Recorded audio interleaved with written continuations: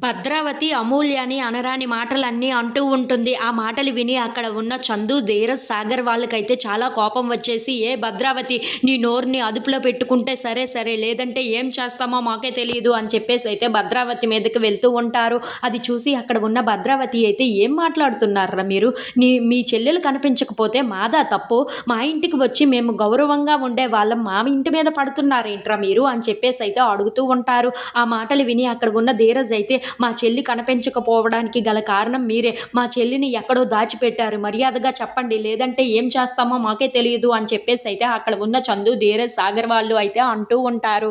ఆ మాటలు విని అక్కడ ఉన్న భద్రావతి అయితే చాలా కూల్‌గా అయితే, ఏం మాట్లాడుతున్నార్రా మీరు? మీ చెల్లి మా ఇంట్లో ఉండటం ఏంటి? మీ చెల్లికి మాకు ఎటువంటి సంబంధం లేదు. అసలు మీ చెల్లి ఎక్కడ ఉందో, అసలు ఎవరితోనో లెగిసిపోయిందో ఏమో, అది కాస్తైనా ఆలోచించండి. కావాలంటే పోలీస్ స్టేషన్‌కి వెళ్ళి పోలీస్ కంప్లెయింట్ ఇవ్వండి. లేదంటే ఏ గుడిసెల్లోనో, ఏ ఇంట్లోనో ఎక్కడ దాక్కుందో, ఎక్కడికి వెళ్ళిపోయిందో కనుక్కోండి. అంతేకాని మా ఇంటికి వచ్చి మమ్మల్ని అడిగితే మాకు ఎలా తెలుస్తుంది అని చెప్పేసైతే అంటూ ఉంటుంది. ఆ మాటలు విని అక్కడ ఉన్న చందు, ధీరజ్, సాగర్ వాళ్ళకి అయితే చాలా కోపం వచ్చేస్తూ ఉంటుంది.